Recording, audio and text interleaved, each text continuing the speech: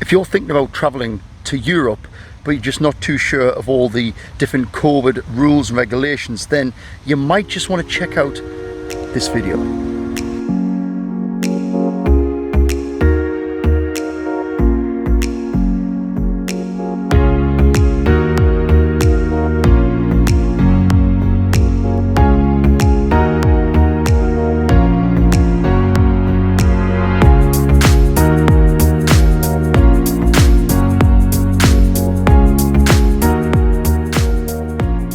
Welcome back to another video, and as you can see, I am sunbathing here in Poland, which is why I wanted to make this video, because if you are thinking about traveling to Europe, and as I just said, if you're not too sure about all the COVID rules and regulations, this video might help, because we traveled to Poland and it wasn't as difficult as I thought. However, it was very confusing with the amount of different conflicting information, such as I'm not vaccinated, Natalia's not vaccinated. We had no idea when we got to Poland if we had to quarantine, isolate for 10 days. It was very confusing, even going on the government websites. So this video is to really help anybody who's thinking about traveling abroad. Obviously we have different traffic light systems for different countries, but this video is to help people who are sitting there scratching their head going, well, I want to travel to Spain, I want to travel to France, I want to travel to Poland, but what documents do I need? What paperwork do I need? Do I need to be vaccinated? Don't I need to be vaccinated? Do I have to do a COVID test before I leave? Do I have to do a COVID test when I get there, in the airport, blah blah blah? It is very confusing, and this video is to show you, if you are traveling to Poland, which is on the amber list, just exactly what you need to do, what you need to have in place, and what you need to be prepared for. Okay, so fast forward to the future, and me and Natalia are now back home in the UK, where we have to sadly isolate for 10 days as per the UK government guidelines. Okay guys, so let's backtrack to the start of our journey so I can give you guys a step-by-step guide of exactly how hard or how easy it was to travel to the EU and actually get to Poland. Okay, so our journey actually began about 3 weeks before we went to Poland, because as mentioned earlier on in the video, 3 weeks before going to Poland, we actually got the virus. So me and Natalia both ended up extremely ill. And although it wasn't very nice, it did have some benefits. So according to the Polish government, if you can prove you've had the virus within the last 6 months, then you don't need to self-isolate when you get to Poland. Now, our holiday was for 14 days, and the thing we were panicking about was thinking, well, if we're going for 14 days, we're going to have to spend the first 10 days in isolation, so that gives us 4 days of holiday time, which isn't ideal.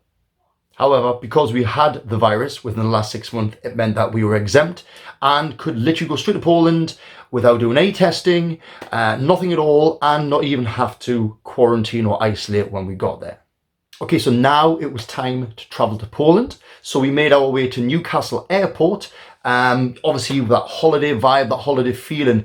But what was so bizarre and so strange was when we got to the airport, it was dead.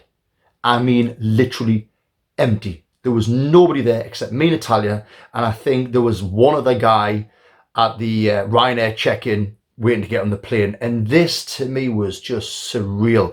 Even when we got through the actual the check-in part and you went to all the restaurants and bars were, everything was shut. And for me, it's tradition and custom. When I'm going on holiday, I want to have a beer in the airport and I want to have a Burger King. But everything was shut. There's only one tiny bar open where you could get a drink. Other than that, it was like a ghost town, completely dead. And this to me was the first sort of real indication of the effects that this virus has had on the world. So eventually, after having my one traditional beer at the airport, which I always do, it was time to get on that plane and fly to Poland. Flight 2 hours, dead easy, no problems, no hassles, literally like 40 or 50 people on the plane, completely empty. Getting to Poland, this is where I thought, is things going to get a little bit tricky? Again, are we going to get there and be met with people wanting to see, you know, COVID tests, documentations, just everything? But But to my surprise, when we got to Poland, you had two queues. Queue for vaccinated people, a queue for not vaccinated people. When we got to the front of the queue, they said, have you been vaccinated? No, we haven't been vaccinated. Have you had the virus in the last 6 months? Yes. Can you prove that? Yes. There's an email from the NHS to say you were tested positive. Fantastic. Go through. And I was like, that's it. That's it straight. So getting out to England through the airport, by the way, remember, Poland is on the amber list, so it's still a little bit, a bit iffy, but that's it.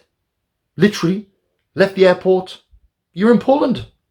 No quarantine, no isolation, no producing documents, no producing COVID tests, no having to do COVID tests.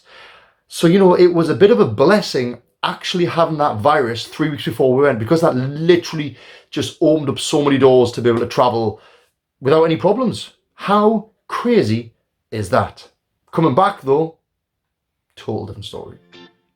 Okay, so now we are in Poland. We can enjoy our holiday. Now, I have been to Poland once in the winter and it was a bit cold, a bit gloomy. Now though, Poland in the summer, it is beautiful. It is like, it's amazing. It's like going to a hot tropical country like Ibiza or Mallorca and Magaluf. It's absolutely amazing. But the one thing about Polish people is they absolutely love their food and their drink. I've gained about 4 kilos while being in Poland, but in Poland, everything is very traditional. You sit down, you have a very traditional breakfast, very traditional lunch. And the thing is with Poland, everywhere you go, literally everywhere, there's a bakery. And I'm not talking Greg's bakery like we have in the UK. We're talking proper bakery, fresh bread, cakes, unbelievable amount of cakes. And also the Polish, they love their soup. Love soup and vodka. So yeah, I spent a lot of time drinking vodka, eating soup and having lots of carb high Polish food. Now, because we did spend a lot of time eating and drinking, but that's what holidays are about, we had to find a gym. And because we are fitness YouTubers, fitness vloggers, we had to find a gym and, you know, at least look like we're doing something. So here is some footage of when me and Natalia found an amazing old school gym. Not one of these commercial ones like Pure Gym in the gym group. No, this is a proper old school gym, and huge shout out to this gym because absolutely amazing. Check out the footage.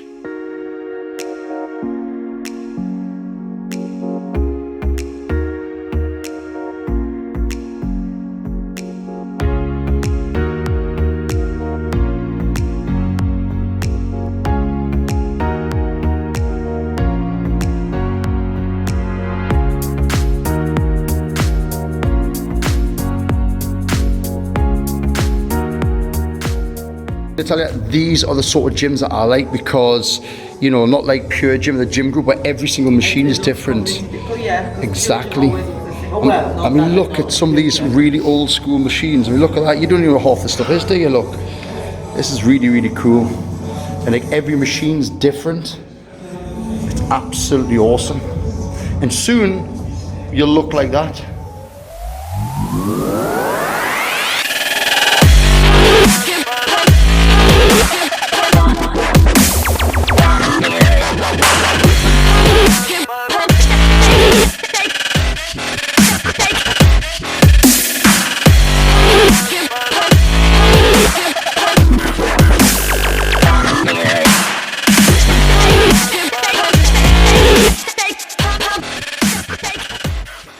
That is our first Polish workout done. You can check the workouts, just have a look in the, what do you call that thing at the bottom, the comment section? Yeah, comment section. Yeah. Come on, let's walk. It's a lovely day and look at this, actual real workout. Sweat, but it's been great. What's the plan now? Food? No, now we're gonna take my nephew for a walk because he needs a nap. Then we're gonna go to Biedronka shop for some food. It's like a British Aldi. Aldi. Then I'm gonna show you the city. Yay! Today is the Thursday with a guide. Natka, probably you're gonna be my guide actually. You will know my city better than me. I probably know more of the history of Poland than you do. That's actually true. What's the capital of Poland? Warsaw, but slow down, okay? Okay. Don't be cheeky. Right, we're going to go because I'm going to get my ass kicked. I'm going to get some food. So we'll see you guys later. Bye. So after enjoying our holiday, going to the lakeside beach, visiting Krakow, spending time with the family, drinking loads of vodka, eating loads of food, gaining loads of weight, just having an amazing time, enjoying the weather because it was so hot. Obviously, we then had to think about returning to the UK. Now, this is where it gets a little bit tricky. So because Poland is on the amber list, returning to the UK is a little bit more harder than actually getting to Poland. So the first thing we had to do was a COVID test, obviously with a negative result, about 24 hours before we went to the airport. So it was a 2-hour drive to the airport, which gave us time to prepare for other things that you need to return to the UK. Things like your passenger locator form, which is all done digitally online. So we did that. The other thing is returning to England from an amber country or amber list country, you have to do a COVID test on day 2 and you have to do a COVID test on day 8. So tomorrow I've got to do another COVID test because tomorrow is day 8. And again, you have to apply for this on the direct.gov website. They will give you official companies that you can use, which we did. And of course, these official companies cost money, £99 each for a COVID test. So, you know, it is a lot of money, especially when we have to get tested in Poland. And then obviously we have to get tested in England. But anyway, cut long story short, we get to the airport and, you know, we just go through all the usual check-ins, hassle-free, literally nothing. The only thing they asked us is, can we see your COVID test? This was done by Ryanair, actually, at the check-in. And we just showed on the phone, yep, COVID test, negative, and that's it. Straight through airport, onto the plane, back to the UK. Now, when we arrived in the UK, this is where I was a little bit nervous because I thought we're going to be checked for everything, especially returning to the UK from an amber list country. So, you know, we got off the plane, we stood in the big queue waiting to go through the customs part. And we're waiting. And obviously there's huge signs up saying, you must have valid COVID test. You must have your passenger locator forms filled out. Just every document you can think of. So we get to the desk where that, you know, very scary official looking person is, where they say, show me your passport. And we showed our passports. And I was like,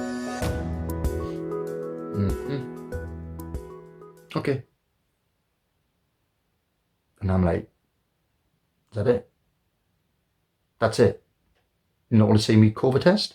Do you not want to see me passenger locator form? Do you want to see anything? No, that's it. And I was so confused of how easy it was returning to the UK.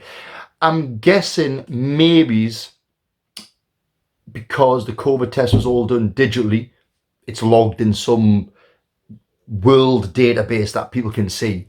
The passenger locator forms, because they're done online, I'm guessing they must go into some, you know, database where they know who you are. So they don't need to see anything else. They show your passport, I'm guessing maybe it's because your passport number, that obviously links to your COVID test, that links to your passenger locator forms, because nobody wanted to see anything. So I'm guessing, feel free to leave a comment below, because it's all done online, everything's just logged and registered. So when you get to the airport, it's just like, yep, go on through. We don't need anything else. That's my guess. I mean, please tell us if I'm wrong, because I would love to know. So yeah, that was pretty much how easy it was to travel to Poland, or pretty much anywhere in Europe, I'm guessing, depending on what sort of amber list or red list or green list they're on. But yeah, that was my experience, because we were literally panicking, thinking, are we going to have the right forms? Are we going to have the right documents? You know, the COVID test here, COVID test there, blah, blah, blah. And, you know, it turned out to be so easy. And I'm not saying that's going to be the case with everybody. You know, everybody traveling in different countries may come across different problems. But basically, all I'm saying is that when me and Natalia traveled to Poland, it was literally stress-free, no issues, no documents. Literally just showed at Newcastle Airport that we'd had the virus within the last 6 months. Same as in Poland, and that was it. I can't say any more other than my experience of traveling to Europe was stress-free. And this is after having the virus, and this is obviously while we're still in that kind of pandemic. I know it's starting to fizzle out a bit now, but yeah, cut long story short, my trip to Europe, easy. So please, if any of the information in this video was useful or not useful, I don't know, give the video a thumbs up. If you enjoyed it, give it a like, smash the subscribe button, and yeah, let's pump out some more fitness videos because I really need to get to the gym after my isolation to work off this 5 kilo which I put on here. It's not good. So anyway guys, I will see you guys soon in the next video. Please stay safe, travel safe, and comment below anything you want. Catch you later. Take care. Do widzenia.